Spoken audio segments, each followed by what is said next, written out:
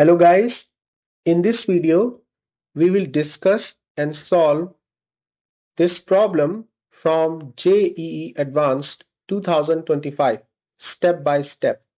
The problem is spring and rolling disc oscillations. In this problem we will practice three concepts: SHM, simple harmonic motion, energy conservation, and how to write kinetic energy of disk rolling without slipping. Right side में, as you can see in the figure, the disk in the black, how it is rolling one way or the other way, right? And this is spring. And the spring is compressing and stretching, right? And you can see the disk is rolling clockwise, right? And counterclockwise. So we have oscillations, right? So in this video, you will see how you can apply these three concepts. This was the problem for 3 points. You read the problem statement and you have to find out the frequency omega. So in this video, first we will do systematic setup of the problem. Before you start solving, read the problem statement carefully, identify the keywords. Here you are given a diagram, and then think about what concepts you have to apply. And only after that, you start solving the problem. And in this video, we will solve it step by step. We will not miss any step. I will explain every step of the problem. Let us start with reading the problem. So अगर आप इस problem को read करेंगे, so see, this is a very heavy problem statement, right? So you have to create a map in your imagination, right? What are the keywords? So you have a big ring, right? This ring, and the radius is r. Then you have a smaller disk here, and its mass is m, and its radius is lowercase r, and it says it rolls without slipping. Okay, if you read the problem, it would say the disk can only roll along the inside periphery of the ring without slipping. So there is no slipping. And then for the spring, we have to assume that it is following Hooke's law. Okay, here, following the Hooke's law. And the spring is in equilibrium at the bottom. So when the disk is at the bottom right here, in this position, spring is relaxed. Spring is relaxed. That means it is neither stretched nor compressed. जब disc bottom position पे है, right, उस position पे जो spring की length है वो natural length है, right. And then it says small displacements of the disk, right? So the disk is going to the right and to the left, right? And then it is oscillating between left and right. If you look at this animation, right? So it's like going between here and here, right? So it's going between left and right, left and right. So if we come back here, it says small displacements. So this angle here, right? This angle here, this angle here, right? This is small angle. And you will see that it will have a role in our solution, right? And time period is how long it takes for the disk to complete one cycle. That is given by t equal to 2 pi by omega. And now the question is, what is omega? Find omega, right? Omega is called frequency. So we have identified the keywords. Now, diagram is given, already given, right? These are the keywords we just identified. Now we are going to think about what concepts to apply. Now, here's the thing. In the exam, if you see oscillations, that there is a problem and you have oscillations in the problem, right? And the problem is in mechanics. You have to know immediately, आपको तुरंत realize होना चाहिए कि oscillations का mathematical representation जो JEE के syllabus में है वो है a double derivative equation. This equation here. This equation is called SHM equation, right? Simple harmonic motion, SHM. So आपको ये memorize होना चाहिए. इस equation में A, B and C, they are constants. X is a function of time. A, B and C are constant. And here, this is double time derivative of X. And इस equation का जो solution है वो harmonic solution है. Right? Let me plot it. So X would change like this over time. Right? This is time. And this is X. Right? So in this video, we will only focus on the time period and frequency. So it says if you have this equation, the frequency is square root B by A. B is the coefficient of X and A is the coefficient of double time derivative of X. Right? And time period is defined as 2 pi by omega. So here's the thing. To find omega, we need to know SHM equation first. SHM equation. Right? We are going to find that equation. And in that equation, we will do square root B by A, and that is your answer. Right? So our focus is on how to find SHM equation. Like how we are going to find this, like how. Right?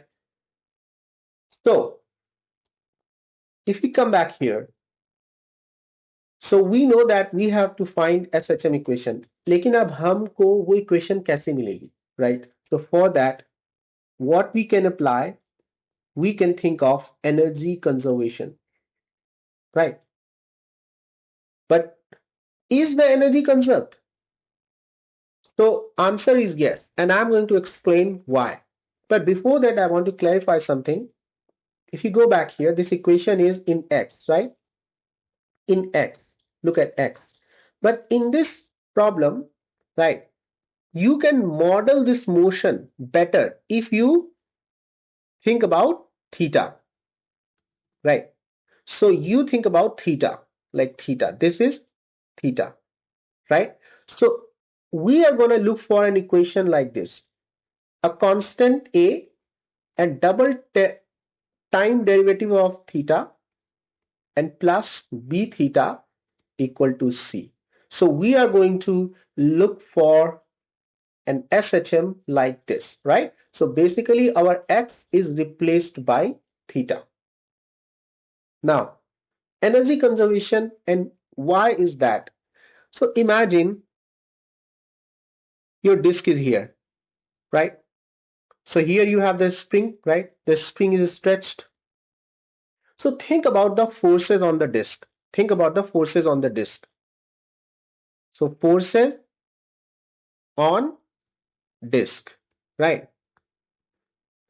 So we are going to draw. So you are here, the disk is here, right? Let's draw the forces. So here you have this force is weight, vertical, right? Then from the ground you have a normal force. You have a normal force by the ground. Then you have a spring force, K. I will just write it spring force. Okay, spring force, right. क्योंकि यहां पे जो spring है ये stretched है, तो आप imagine करिए कि you are holding a spring और आप उसको स्ट्रेच कर रहे हैं, राइट। तो spring will try to stop that stretching, so spring will pull it down, right? Spring force. और फिर इस प्रॉब्लम में it doesn't say anywhere about friction, but it is very interesting. If the disk is rolling, right, if you are going this way, this would be the direction of rolling, right?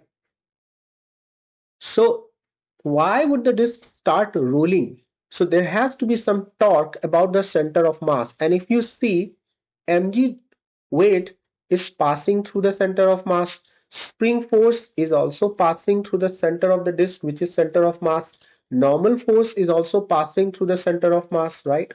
None of them create any torque. It will be a friction force here, right? It may be up the slope or down the slope, right? And I do not want to go into that much detail here. The point is you will have a static friction. मैंने एक video बनाया है जिसमें I explain the difference between static friction and kinetic friction, और उस video में एक rule आप देखेंगे कि whenever you have rolling without slipping, like there is no slipping, right? No slip, no slipping, and whenever you have no slipping, the friction is static, right? Now see, जब disc oscillate हो रही है back and forth, right right left, right left, so दो energy में change आ रहा है, so spring force stores energy, right? It stores energy, and that is conserved. That is conserved. We don't lose energy in spring. You must know that, right?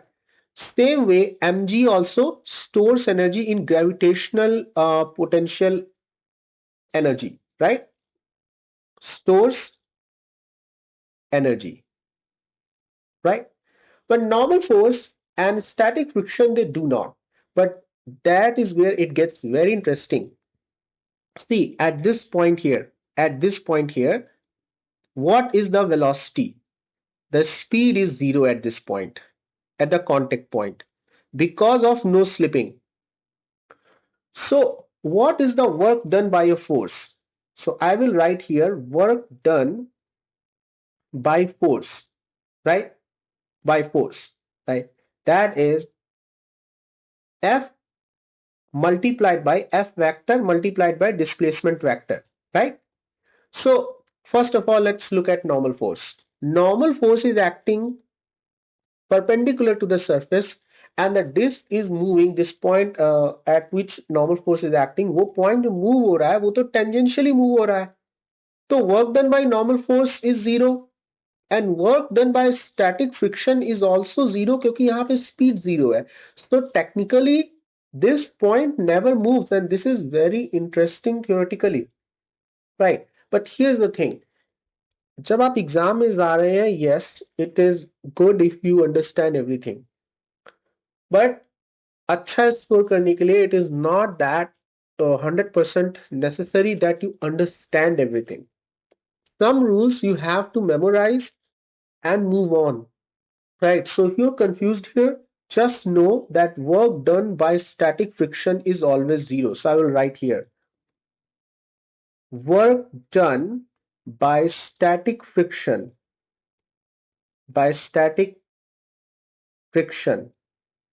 is always zero. Always. आप इसको memorize कर लीजिए, right? So basically क्या हो रहा है इस problem में, normal force and static friction, they do not change the energy of the disk. The only two factors that are affecting the energy of the system, they are spring force and gravity. But they're storing the energy, right? So stores energy, so that is also conserved, right? So इस problem में जो energy है वो कहीं भी waste नहीं हो रही है. Energy is not wasting, so energy is conserved completely, right? It is basically exchanging between, I will write here, spring energy, right? Or that converts into mgh, gravitational potential energy, and that also converts into the kinetic energy of the disk. So यहाँ पे एक energy का exchange चल रहा है.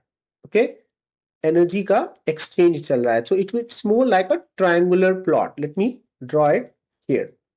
Right, सो spring energy mgh ये यहां पे ऐसे चेंज हो रहा है, और spring energy is also converting into kinetic energy of the disk. Kinetic energy disk, right?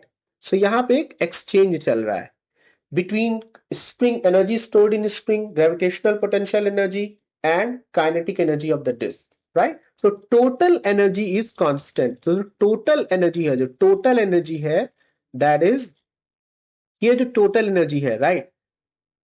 इन तीनों को अगर हम कंबाइन कर दें, जो टोटल एनर्जी है, ये टोटल एनर्जी कांस्टेंट होगी, और इसी को हम कहते हैं एनर्जी कंजर्वेशन, राइट? तो अब हम इस पे वापस आएंगे, तो कॉन्सेप्ट्स हम कौन से लगाएंगे? कॉन्सेप्ट्स हमें लगाएंगे एसएचएम, सिंपल हार्मोनिक मोशन की इक्वेशन, और energy conservation. Energy conservation. And in short, अगर प्रॉब्लम में कोई भी काइनेटिक फ्रिक्शन नहीं है, राइट, नो काइनेटिक फ्रिक्शन, और प्रॉब्लम में कोई भी एक्सटर्नल फोर्स नहीं है, normal force is not that kind of external force, like कोई एजेंट अलग से कोई फोर्स अप्लाई नहीं कर रहा है, तो आप एनर्जी कंजर्वेशन लगा सकते हैं,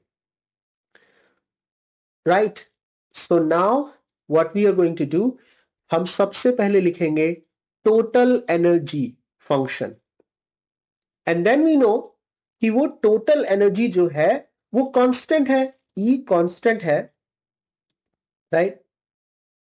अगर ई कांस्टेंट है तो उसका टाइम डेरिवेटिव जो होगा वो होगा जीरो, और ये जो है D E by D T equal to zero, E constant है, and I will show you that will give us S H M equation.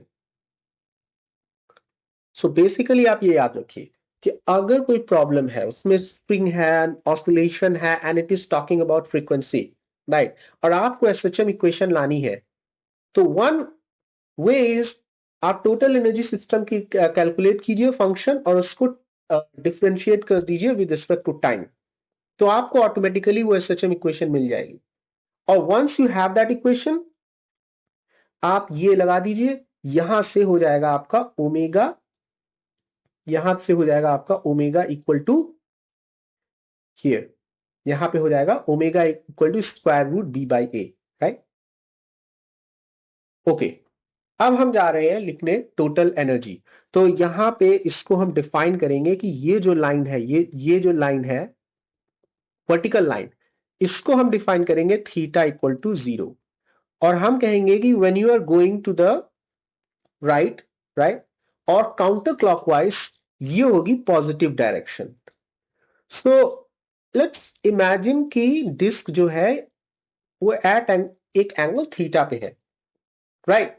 तो यहां पे हम टोटल एनर्जी लिखेंगे. सो जो टोटल एनर्जी होगी, we just talked about it and I will write it here again. Total energy जो होगी वो होगी एनर्जी इन स्प्रिंग, जो कि एनर्जी स्प्रिंग में स्टोर होगी, energy stored in spring, right, and then plus gravitational potential energy, gravitational potential energy mgh, right, potential energy of plus kinetic energy of the disk, kinetic energy of disk, right? तो हम ये तीन energies जो है, potential energy in the spring, gravitational potential energy और kinetic energy of the disc, हम ये एक एक करके कैलकुलेट करेंगे और उसको हम ऐड करके we will get the function for total energy और then we will take the differentiation और हमारे पास आ जाएगी SHM equation. So let us start with potential energy of the spring, right? So ये हो गया आपका थीटा, राइट? अब जो है स्प्रिंग यहां पे ऐसे स्ट्रेच हो चुकी है, राइट? तो ये जो है, ये जो लेंथ है along the surface, right? Not straight line distance but along the surface, right? ये जो लेंथ है ये है stretch in spring. और आप याद करिए कि प्रॉब्लम में कीवर्ड्स जो है उसमें एक स्टेटमेंट है कि spring is following Hooke's law, right? तो यहां पे आपको याद करना है कि हुक्स लॉ क्या है, राइट? सो यहां पे हम लिखेंगे Hooke's law, Hooke's law, right? Again ये छोटी छोटी चीजें हैं जो आपको याद ध्यान में रखनी है, राइट? कि प्रॉब्लम में कहा गया है हुक्स लॉ, राइट? और अगर प्रॉब्लम में ये कह रहा है हुक्स लॉ, ये भी एक बहुत अच्छा हिंट है कि आपको हुक्स लॉ की इक्वेशन लगानी होगी, राइट? ये छोटे छोटे हिंट्स हैं जो आपको सही डायरेक्शन में ले जाएंगे. It's like landmark. So you stay on the right track. That's why these keywords are very important. Okay? तो यहाँ पे इसकी स्पेलिंग है हुक्स लॉ, राइट? तो यहाँ पे जो स्प्रिंग में जो एनर्जी स्टोर्ड है, राइट? सो स्प्रिंग पोटेंशियल एनर्जी ये स्प्रिंग में स्टोर हो जाती है. पोटेंशियल एनर्जी जो है वो हो जाएगी आपकी बाय हुक्स लॉ हाफ के स्प्रिंग कांस्टेंट के, जो कि ऑल्सो क्वेश्चन में गिवन है, राइट? अगर आप जाएंगे क्वेश्चन में आपको दिख जाएगा वो, right? Here spring constant k, right? K, without that you can't solve it, right? Spring constant k. और यहां पे जो स्ट्रेच इन स्प्रिंग है ये लेंथ कितनी है, राइट? ये लेंथ जो है, इसकी जो लेंथ होगी, ये लेंथ होगी आपकी, ये आपको यहां तक लेना है, centre of the disc to this centre, right? तो ये जो लेंथ है ये हो गई आपकी लोअर केस आर. सो ये जो लेंथ है, ये जो डॉटेड लाइन आप देख रहे हैं, ये हो जाएगी R minus R, right? So ये जो स्ट्रेच इन स्प्रिंग है ये हो जाएगा R minus R multiplied by theta. और ध्यान रखिएगा कि ये जो थीटा है ये रेडियंस में है, रेडियंस में है, राइट? सो बेसिकली ये जो लेंथ है जितना स्ट्रेच हुआ है, we are talking from here to here, we are talking about this length here. Okay, so when I do this, we are talking about this length, that is stretch in spring, right? So यहां पे हो जाएगा stretch का square, right? r minus r theta और इसका square, right? तो ये spring की पोटेंशियल एनर्जी का फॉर्मूला होता है हाफ के स्प्रिंग कांस्टेंट, और जो उसमें जो चेंज इन लेंथ होता है, इसको और मैं कह देता हूं, इसको होता है change in length, change in length, right? और एक्यूरेट होने के लिए you can say length, right, minus natural length, right? So see, जब डिस्क यहां पे है तो स्प्रिंग की टोटल लेंथ क्या है, इस पॉइंट से लेके इस पॉइंट तक है. और नेचुरल लेंथ क्या है? नेचुरल लेंथ है यहां से लेके यहां तक. ये जो लेंथ है, ये जो लेंथ आप देख रहे हैं स्प्रिंग की, ये है नेचुरल लेंथ, रिलैक्स्ड. ये भी प्रॉब्लम में कहा गया था कि जो डिस्क है when it is at its bottom point, it is in equilibrium. That means the spring is relaxed, its natural length, right? तो ये हो गया आपका स्प्रिंग में स्टोर्ड एनर्जी, राइट? अब हम नेक्स्ट कैलकुलेट करेंगे gravitational potential energy of the disc. इसका फॉर्मूला बहुत सिंपल है, mgh. और एप्लीकेशन भी आपको थोड़ा सा केयरफुल रहना होगा. इसमें h जो होता है वो हाइट होती है, बट जीरो हाइट कहां पे है? तो जीरो हाइट जो है वो आप सेट कर लीजिए, and I will set it here. So I will say this height here at the bottom. So H is equal to 0 at bottom. Right. हम यहाँ पे सेंटर ऑफ मास को देखेंगे. राइट. क्योंकि इसमें जो हाइट होती है वो होती है ऑब्जेक्ट के सेंटर ऑफ मास की हाइट होती है. राइट. सो यहाँ पे मैं इसको थोड़ा क्लैरिफाई कर दूं, ये होता है at centre of mass. Right. तो अब हमें देखना है कि यहां पे इसकी ऑब्जेक्ट की हाइट क्या है. ये एंगल हो गया आपका थीटा. राइट. सो क्वेश्चन है व्हाट इज दिस हाइट. ये वर्टिकल हाइट है क्या, ये h क्या है. राइट. तो h इक्वल टू 0 तो यहां पे है. When the disc is at bottom और इन इक्विलिब्रियम, तो ग्रेविटेशनल पोटेंशियल एनर्जी को हम जीरो बोल रहे हैं. Right. That mgh is zero here. अब डिस्क यहां पे आ गई है, तो ये हाइट क्या होगी. तो देखिए ये हो गया आपका r माइनस आर. राइट. इस ट्राइंगल में, हम इस बड़े वाले ट्राइंगल में देखेंगे, और ये जो डिस्टेंस है ये हो जाएगी आपकी, ये हो जाएगी r minus R cosine theta. Right. और फिर अगर आप ध्यान करें तो ये जो डिस्टेंस है from here to here, right, ये जो पूरी डिस्टेंस है, तो इसको मैं यहां पे कर देता हूं. ये पूरी जो डिस्टेंस है ये है आपकी r माइनस आर. तो आप देख सकते हैं कि जो h है, राइट, ये जो डिस्टेंस है h, ये हो जाएगी आपकी पूरी distance r minus R. Right. पूरी distance r minus R, and then minus, हम इतनी डिस्टेंस ले लें, ये r minus R cosine theta. r minus R cosine theta. तो यहां पे आपका आ गया r minus R 1 minus cosine theta. ये हो गया आपका h. तो ग्रेविटेशनल जो पोटेंशियल एनर्जी है उसको मैं लिख देता हूं. ग्रेविटेशनल जो पोटेंशियल एनर्जी है, potential energy,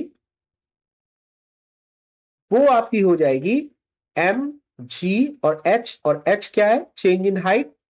right. So r minus R 1 minus cosine theta. Right. At any theta this is the energy. और आप इसको चेक कर सकते हैं, अगर थीटा 0 है तो डिस्क जो है वो अपने बॉटम पॉइंट पे है, और cosine 0 is 1, 1 minus 1 is 0, h is 0, और वहां पे ही हमने h को 0 सेट किया है. Right. We set it there. अब नेक्स्ट जो है हम लिखेंगे kinetic energy of the disc.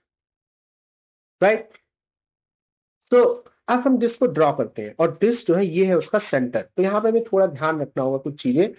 Disc का जो सेंटर ऑफ मास है ये है आपका सेंटर ऑफ मास, और ये जा रहा है टेंजेंशियली. राइट. ये हो गया आपका V, और ये एंगल होगा आपका 90 डिग्री. राइट. और उसी टाइम पे when the disc is moving, ये ऐसे रोल हो रही है. ये हो गया आपका ओमेगा. इसको बोलते हैं angular speed. Angular speed. Okay. ये हो गया आपका ओमेगा. एक बार हम एनिमेशन को दोबारा देख लेते हैं. यहां आप जाइए, दोबारा देखिए. राइट. आप इसको ध्यान से देखिए कि ये कैसे ऑस्सिलेट हो रहा है. ठीक. तो अब हम इस पे वापस आएंगे. यहां पे एंगुलर स्पीड, ये, और इसको आप बोल सकते हैं रोलिंग. ये है रोलिंग. तो अब काइनेटिक एनर्जी जो हम लिखेंगे, तो यहां पे हमें थोड़ा केयरफुल होना है. Kinetic energy, kinetic energy of disc, तो ये होगा हाफ m हो गया मास ऑफ द डिस्क और v स्क्वायर. लेकिन ये इनकम्प्लीट है, और यहां पे अगर आपने सिर्फ ये लिख के छोड़ दिया तो आप ये पूरे 3 पॉइंट है ये गलत हो जाएंगे. राइट. तो इसमें हमें क्या करना है, हमें ध्यान रखना है कि ये डिस्क जो है ये रोल भी हो रही है. तो व्हेन इट इज रोलिंग, तो जो फुल फॉर्मूला होता है काइनेटिक एनर्जी का वो हो जाएगा half I about center of mass and omega square. और v जो है, ये जो वेलोसिटी होती है ये होती है सेंटर ऑफ मास पे, राइट। सो यहां पे ये जो v है यही है आपका velocity at centre of mass, right. तो अब हम इसको, ये हो गया फुल फॉर्मूला। अब यहां पे हम लिखेंगे हाफ m, और VCM को हम सिंपली लिख देते हैं v square plus half I होता है moment of inertia of the disc about the centre of mass. तो ICM हो जाएगा आपका हाफ m r स्क्वायर। और ये ध्यान रखिए ये जो है ये छोटा r है, right, lower case r, radius of the disc, right. ये हो गया आपका ICM। अब ओमेगा पे एक सवाल आता है कि ओमेगा क्या है। यहां पे अगर आपको ओमेगा नहीं पता है तो फिर कंफ्यूजन हो जाएगा कि हम इसको सॉल्व नहीं कर पाएंगे। तो यहां पे हम इसको रिव्यू करेंगे, rolling without slipping. So imagine करिए आपकी एक डिस्क है, उसका सेंटर ए है, रेडियस आर है, और point in contact with ground is B, right. So जो स्पीड है, स्पीड एट बी वो होगी 0, और यही होती है कंडीशन विदाउट स्लिपिंग की। That means there is no slip, right. और जब ये कंडीशन ट्रू है, क्योंकि ये ग्राउंड है, राइट, ग्राउंड जो है ये स्टैटिक है, not moving, ground is not moving. So जब ये कंडीशंस ट्रू होंगी तो जो सेंटर पे जो वेलोसिटी है वी ए, ये फॉर्मूला एप्लीकेबल होता है, V A equal to R omega. मैं जल्दी ही कुछ वीडियोस बनाऊंगा अपने कॉन्सेप्ट सीरीज में, उसमें मैं एक्सप्लेन करूंगा लाइक दीज काइनेमेटिक्स इक्वेशंस। तो यहां पे जो सेंटर पे वेलोसिटी है और डिस्क की जो रोलिंग है, ये हो गई रोलिंग। जो एंगुलर स्पीड ओमेगा है उसमें जो रिलेशन है v equal to R omega when there is no slipping. आपको ये याद रखना है, ये तब ही ट्रू है, V A equal to R omega. तो अब हम क्या होगा, इसको वापस जाएंगे और यहां पे ओमेगा जो है, तो यहां पे हम लिख सकते हैं V C M equal to R omega. तो ओमेगा को हम क्या लिख सकते हैं, ओमेगा को लिख सकते हैं v बाई आर, और हो गया इसका स्क्वायर, राइट। तो इसको हम सिंप्लीफाई कर देंगे तो यहां पे हो जाएगा हाफ एम वी स्क्वायर। और आप देख सकते हैं कि यहां पे आर स्क्वायर और आर स्क्वायर कैंसिल हो जाएगा, यहां पे हो जाएगा 1/4 M, right, R square V square by R square. और आप देखेंगे कि बहुत ही ब्यूटीफुली ये इक्वेशन बहुत ही सिंपल हो जाएगी, ये आर आर स्क्वायर कैंसिल हो गया और आपकी इक्वेशन हो जाएगी यहां पे 1/2 plus 1/4 is 3/4, 3/4 M V square, right. अब यहां पे जो v है इसको हम थीटा में कैसे कन्वर्ट कर सकते हैं। तो देखिए ये एंगल है आपका थीटा, राइट, ये एंगल है आपका थीटा। तो ये एंगल जो थीटा है यही रिलेट होगा आपका v से। यहां पे मैं लिखूंगा कि जो v है आपका, जो v है वो होगा आपका r minus R theta dot, right. तो यहां पे हम बोल रहे हैं कि जो r माइनस आर है, मैं इसको ड्रॉ करता हूं पहले, यहां से लेके यहां तक जो है ये डिस्टेंस होती है, ये है आपकी r माइनस आर। और थीटा डॉट है कि अगर आप इमेजिन करिए ये जो लाइन है r माइनस आर, राइट, ये इसकी जो एंगुलर स्पीड है थीटा डॉट, राइट, ये थीटा कैसे चेंज हो रहा है ओवर टाइम, राइट, ये उसकी बात हो रही है। तो अब हम इस पे बात करेंगे कि v equal to R minus R theta dot क्यों है। चलिए तो इस फिगर को हम देखते हैं, ये वाले फिगर को हम देखते हैं। इमेजिन करिए कि एक फिक्स पॉइंट है, ये हो गया फिक्स पॉइंट, और आप है यहां पे, और ये पॉइंट जो है ऐसे मूव करता है, ठीक है, ये ऐसे मूव करता है। इसको मैं ऐसे दिखाता हूं, ये पॉइंट जो है ये ऐसे मूव करता है, राइट। और तो इसकी जो स्पीड है v, राइट, हम उसको कैसे रिलेट कर सकते हैं इस with the change in angle, right.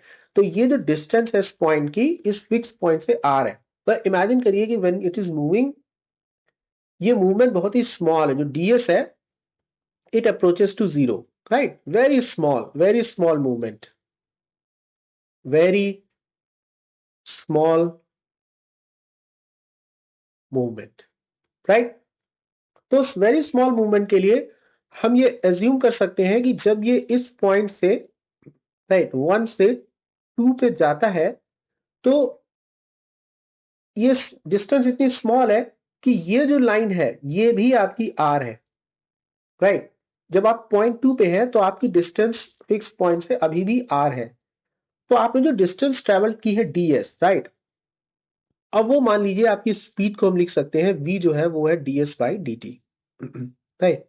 क्या आपने बहुत ही स्मॉल टाइम में एक डिस्टेंस कवर किया, बहुत ही स्मॉल ds, राइट। और अगर हम vs को देखें तो ds, if we look at ds, we can write it as r d theta and divided by dt, and then we can say r theta dot. So this is what we are using, v equal to r theta dot. So we go back here. तो यहां पे जो ये v है इसको हम relate कर सकते हैं इस थीटा से। सो v will be this wide distance here r minus r theta dot. तो यहां पे हम जाएंगे वापस, तो यहां पे हम लिख सकते हैं 3/4 m r minus r theta dot, and then we have to take square, right? So r minus R square and theta dot square. तो ये जो है आपकी काइनेटिक एनर्जी है। तो आप ध्यान रखिए, आप इसको मत भूलिएगा, ये जो पोर्शन है, right, because of rolling you have additional kinetic energy. अगर आप इसको भूल गए तो आपकी ये पूरी प्रॉब्लम गलत हो जाएगी। तो हमने एक्सप्लेन किया rolling without slipping and everything. अब ये फंक्शन हो गया टोटल एनर्जी का फंक्शन। तो देखिए स्प्रिंग पोटेंशियल एनर्जी जो है total energy half K R minus R square theta square, तो half K R minus R square theta square, ये हो गई जो हमने ऑलरेडी कैलकुलेट की है। ठीक, अब gravitational potential energy M G R minus R 1 - cosine theta, right. So M G R minus R 1 - cosine theta, हमने इसको भी डिस्कस किया, राइट, कि how do we get that. फिर डिस्क की जो काइनेटिक एनर्जी है 3/4 M R minus R square theta dot square, तो 3/4 M R minus R square theta dot square. So इसके साथ हमें मिल गया फंक्शन, टोटल एनर्जी का हमें फंक्शन मिल गया। ये जो ई है ये आपकी है टोटल एनर्जी। अब हम इसमें अप्लाई करेंगे कॉन्सेप्ट कि जो टोटल एनर्जी है वो है कांस्टेंट, राइट। तो हम इस फंक्शन को डिफरेंशिएट करेंगे D E by D T, right, time derivative. तो हम इसको करते हैं, take the derivation, half K R minus R square is constant. ये तो हो गया कांस्टेंट आपका, क्योंकि ये सारी वैल्यूज कांस्टेंट है, K upper case R lower case R. अब थीटा स्क्वायर का जो डिफरेंशिएशन होगा दैट विल बी 2 थीटा and then theta square, and then we'll take the derivative of theta again, so that will be d theta by dt, right, and then plus mg r minus r is constant again, right, we can directly go inside the bracket। so 1 का जो derivative है वो तो 0 होगा क्योंकि 1 तो एक number है, कांस्टेंट है, and then कोसाइन का क्या होगा minus, so it will be plus sin theta, right, and then theta का differentiation again, so d theta by dt, right, and then plus 3/4 m r minus R square, ये भी आपका है constant, right. अब हम थीटा डॉट स्क्वायर का derivation लेंगे, तो ये हो जाएगा आपका 2 थीटा डॉट और फिर D theta dot by D T, right, D theta dot by D T. तो ये हो गया। अब देखिए ये जो वैल्यू है ये आपकी हो जाएगी 0, right, D E by D T, क्योंकि energy is constant, so D E by D T 0 हो जाएगा। तो इसमें कुछ कॉमन टर्म्स है जिसको हम निकाल लेंगे तो it will be easy for us. So what we will do, I will write, we can see R minus R और D theta by D T जो है ये इसको निकाल लेते हैं हम. राइट, ये निकाल लेते हैं, ये कॉमन है. अब ये हो जाएगा K R minus R divided by two, ये फर्स्ट टर्म में. राइट, और आपका है two theta also. Right, so two theta है तो इसको हम क्या करते हैं, टू टू कैंसिल कर देते हैं, सिंप्लीफाई कर देते हैं. तो ये हो जाएगा आपका थीटा. राइट, तो अगेन दोबारा देखिए, आर माइनस आर हमने ये स्क्वायर है इसका एक टर्म ले लिया and D theta by D T, और टू टू जो है वो कैंसिल हो गया तो इसको मैं यहाँ कैंसिल कर देता हूं. तो यहाँ पे आपको केयरफुल होना है. आप under, you are under time pressure right when you are in the exam, but you have to be patient and do things carefully. Right, r minus r d theta by dt, so inside you have k r minus r theta. Right, अब plus आपका हो गया M G, R minus R तो आपने ले लिया, ये तो जीरो है, तो आपका अंदर हो गया sine theta. Right, M G sine theta, R minus R and D theta by D T ये आपने ऑलरेडी बाहर ले लिया, एंड प्लस 3/4, और ये 3/4 है इसको भी हम सिंप्लीफाई कर देते हैं. राइट, ये हो जाएगा आपका 2. राइट, तो ये हो गया आपका 3/2 m, और r माइनस आर स्क्वायर है तो इसमें एक r minus r we take it out. Right, so we have 3/2 m r minus r. Right, and we have theta dot. Right, अब यहां पे थोड़ा सा हमें केयरफुल होना है. थीटा डॉट है तो ये जो थीटा डॉट है एक्चुअली, राइट, सी, सो थीटा डॉट जो होता है ये है आपका D theta by D T. Right, और थीटा डबल डॉट जो होता है वो होता है आपका, इसको हम लिखते हैं d two theta by D t two. ये बस एक लिखने का तरीका है. राइट, तो यहां पे हम ये जो D theta by D T ले रहे हैं ये है आपका एक्चुअली थीटा डॉट. राइट, तो ये जो ये जो थीटा डॉट है ये है आपका D theta by D T, तो इसको हमने बाहर लिया है. और ये जो चीज है आपकी d theta dot by D T ये होगा आपका थीटा डबल डॉट, क्योंकि थीटा का यहाँ पे दो बार हमने डिफरेंशिएशन किया है with respect to time. Right, तो यहाँ पे बचेगा आपका थीटा डबल डॉट, और थीटा डॉट है वो तो ब्रैकेट के बाहर आ गया. राइट, आर माइनस आर, तो ये हो गया आपका. राइट, तो यहाँ पे आपको थोड़ा केयरफुल रहना है, you have to be patient. Right, अब देखिए ये जो है ये हमेशा तो जीरो नहीं है, r minus r is not zero. और अगर d theta by theta you are saying it's always zero, that means disk is not moving, which is not the case. Right, disk is going back and forth, disk is moving like this. Right, तो ये तो हमेशा सच नहीं है. that means ये जो portion है आपका, ये जो पोर्शन है ये आपका जीरो हो जाएगा. ठीक है, ये पोर्शन आपका जीरो है. तो अब आपको सोचना है कि आगे इसमें हम क्या करेंगे. राइट, यहां पे अब आपको एक चीज और ध्यान रखनी है, यहां पे आपको केयरफुल होना है. यहां पे आप टर्म देख रहे हैं साइन थीटा. राइट, अब आप क्वेश्चन पे वापस जाइए, वहां पे एक बड़ी ही इंटरेस्टिंग चीज कह रहा है the question, small displacement, remember small angle. So we are saying this theta is very small. Right, और जब भी ऐसा कहे तो ये बहुत ही इसी, जब आप बहुत प्रैक्टिस कर लेंगे तो आपको समझ, ये आपका इंट्यूशन बन जाएगा. You will have this intuition of you are saying small, तो somewhere I have to say like okay I am going to write here a small displacement this here. Right, you can say that here you can say that sine theta is approximately equal to theta if theta is very small, if theta very small. तो ये जो छोटी छोटी चीजें हैं ये आपको बहुत हेल्प करेंगी. राइट, अगर थीटा बहुत छोटा है तो साइन थीटा को we can replace by theta. तो यहां पे मैं इक्वेशन लिख दूंगा, actually this is what we got, K R minus R theta plus M G theta plus 3/2 m and then r minus r theta double dot equal to 0. Right, अब जो है इसको हम सिंप्लीफाई करेंगे and we get this equation. So same thing, we just rearrange it, right. यहाँ पे basically ये जो टर्म है, मैं इसको हाईलाइट करूंगा दोबारा, ये जो टर्म है, राइट, ये है कोएफिशिएंट ऑफ थीटा, और 3/2 m r minus r is the coefficient of theta double dot, and that's what we have done here. k r minus r plus mg, ये हो गया coefficient of theta, right. k r minus r plus mg यहां पे, और theta double dot का coefficient है 3/2 m r minus r, सो 3/2 m r minus r, ये हो गया आपका थीटा डबल डॉट। ये हो गई आपकी एसएचएम इक्वेशन, राइट, ये हो गई आपकी एसएचएम इक्वेशन,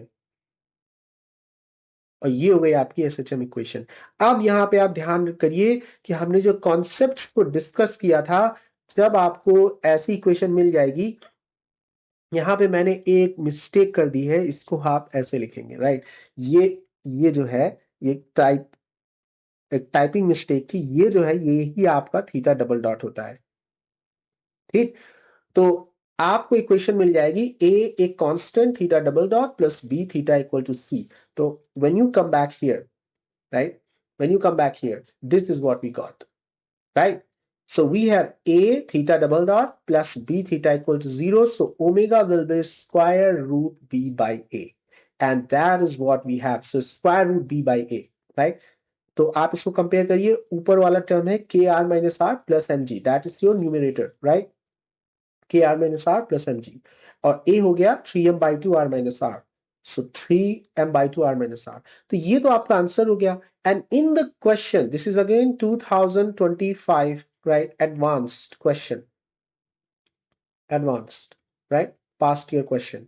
तो इसमें अगर आप इसको सिंप्लीफाई करेंगे तो इसका आपका आंसर जो निकलेगा वो आंसर है आपका ए, राइट, ये है। और मैं आपको सिंप्लीफाई करके दिखा देता हूं। तो ये जो ओमेगा है, अगर हम इसको सेपरेट कर दें, right, omega equal to square root, right, K R minus R divided by, right, 3m/2 r minus R, तो इसको सेपरेट कर रहे हैं, right, plus mg plus, sorry, ये हो गया, इसको मैं करेक्ट करता हूं, राइट, ये हो गया mg divided by, draw, we are doing this, mg divided by 3m/2 3m/2 r minus r, right. हमने इसको सेपरेट किया, तो न्यूमिनेटर था, हमने इसको दो पार्ट्स में कर दिया, के आर माइनस आर और mg में। अब आप इसको देख सकते हैं कि कैसे सिंप्लीफाई हो जाएगा।